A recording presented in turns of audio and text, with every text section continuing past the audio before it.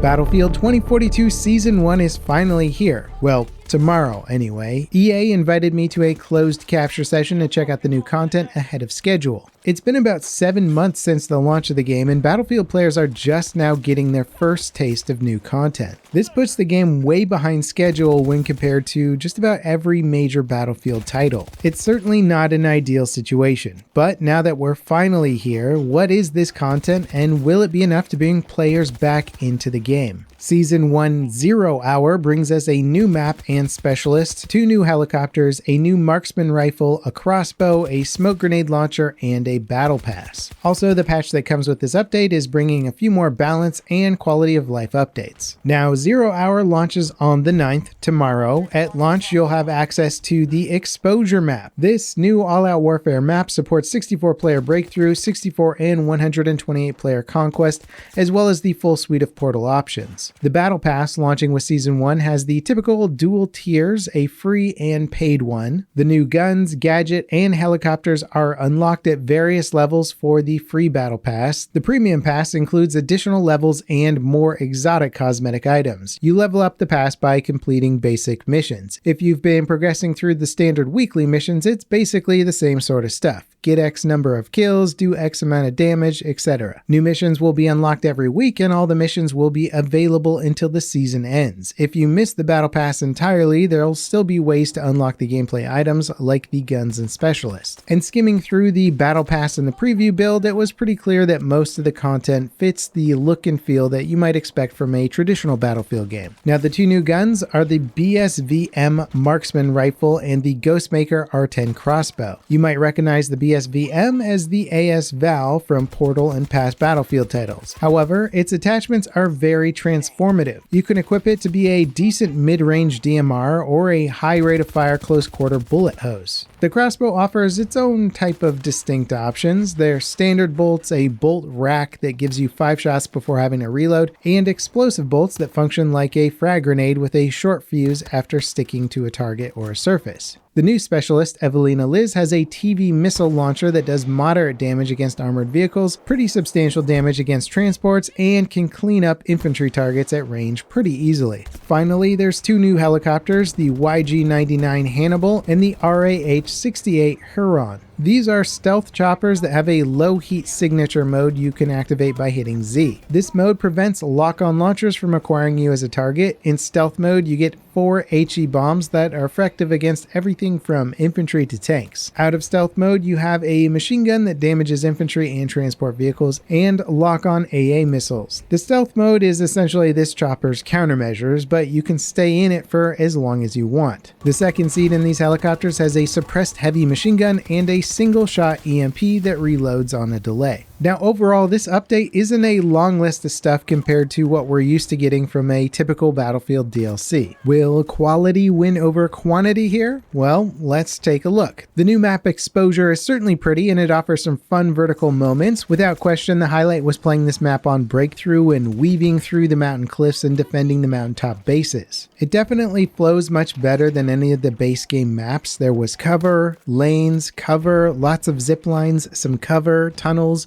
cover in the tunnels, elevators, and of course cover. Did I mention cover yet? Because the map has cover.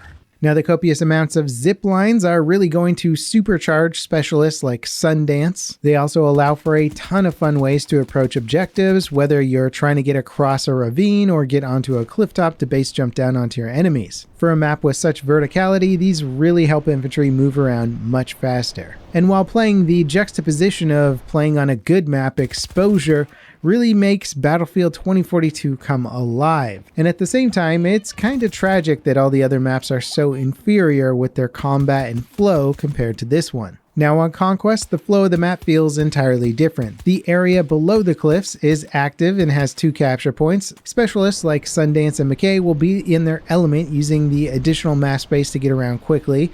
Instead of being limited to moving through the mountains, you can fly around them to reposition and take groups of enemies by surprise. Now if your team gets stuck in the valley, there's a good chance you'll be able to claw your way out despite the elevated advantage of the other points. You almost always seem to have a flanking route or a vehicle that you can can take to approach from a new position. And it really feels more like a traditional Battlefield experience when this happens, because you have to rely on your teammates dropping their spawn beacons, vehicles providing cover and transportation, and coordinating which flag your squad is attacking or defending. And sadly, that's a big departure from 2042's other maps, where you just kind of wander aimlessly trying to make a dent in the enemy team's position until the match ends with no real sense of front lines or focused conflict. Now, the interior of the mountain was a bit quiet on Conquest since it's basically an infantry-only region of the map. The fights were tactical and strategic, maybe even stealthy at times. Topside things were a bit more haywire.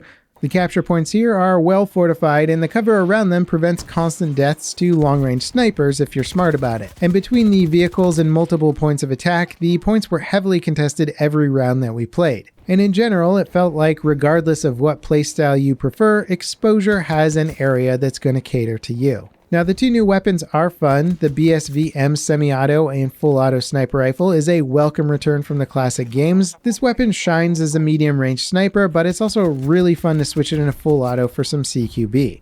If you equip the short barrel and non-subsonic ammo, you get a massive boost to fire rate, which turns the BSV-M into almost an SMG. You will still get out DPS by the MP9 and Vector, but it's not bad for a hybrid-style weapon. Now, the crossbow, as expected, is a single-shot killer. Well, when it kills in a single shot anyway. The single shot doesn't always award you with an instant kill in close quarter situations. Wearing armor can actually defend against the instant kill, which in my opinion kinda robs you of some of the consistent fun that this weapon type had offered in previous Battlefield games. That being said, armor isn't quite as common as it used to be, and the insta-kills are still satisfying. It's definitely more of a meme gun than let's win the game gun, and I'm not sure if adding a crossbow at this point in development was the right choice, considering that the game's still starving for just basic weapons. But it's here now, and even I have to admit it's actually pretty darn fun. Now, the new specialist, Evelina Liz, is actually pretty interesting with her TV-guided rocket launcher. I'll need to play with her a bit more to really get a grip on just how powerful her rocket launcher is, but so far, I gotta say, I like it. Once fired, you can fly this missile around with decent agility, navigating the map and hunting down targets. Finally, you'll be able to start landing shots on enemy helicopters more consistently, and I'm excited to really put it through its paces against jets. Now, of course, to balance out this weapon, well, the user has to remain stationary while it's in flight, so you'll need to fire it from behind cover. It's also not a quick fire device, so it's going to be hard to apply damage really quick and get behind cover. This one requires a bit more planning. Also, it has 2 shots before you need to get ammo, or rather recharge your ammo. That's right, this weapon recharges its ammo over time. Overall, this rocket launcher seems like it could be a very important piece to the meta going forward, mostly because the air-to-ground balance in the game is terrible and buggy. With lock-on missiles and countermeasures being inconsistent at best and broken at worst, this weapon says screw all that. If you can fly a missile well, you can take down a chopper, or at least hit one and apply some decent damage. Also, it's more than adequate against ground targets and infantry, so go ahead and knock yourself out. Now, gadget-wise, there is a smoke grenade launcher that puts up a wall of smoke. It's certainly a good gadget, but I'm not sure if it's worth taking over, say, an ammo bag or something else. You won't really need a lot of people running these, but a few of them on a breakthrough round could make a big difference on pushing up quickly. Now, there's also some new choppers in the game that are trying to shape up the air meta a bit more. The ability to cloak the stealth choppers from lock-on launchers makes it feel like you can finally just be in the air without instantly getting targeted by the entire enemy team. Now, of course, playtests don't do a great job of simulating real-world matches, and it's tough to say how these vehicles are going to play in the real world, but these new choppers seem like they'll be incredibly effective quick attack vehicles against infantry. They also seem very effective against, well, each other. One major drawback is that, as far as I could tell, switching to stealth mode after getting locked onto doesn't break the lock. That could be intentional, or it could have been a bug in the preview build, but it is frustrating because it essentially means you're dead in the air if you can't break the lock by flying behind cover. Getting hit with a rocket also disables your stealth mode, which puts you in an incredibly exposed position. That said, the bombs that you get in stealth mode work very well against infantry and are pretty easy to drop precisely. Overall, I gotta say that the content being added to the game is all pretty good. It's just so little compared to what fans expect from this franchise. The map itself is really fun on Breakthrough. Again, it's a big highlight of this update for me, but with the rest of the base game maps being so mediocre, it's gonna be tough to rotate back back to anything else.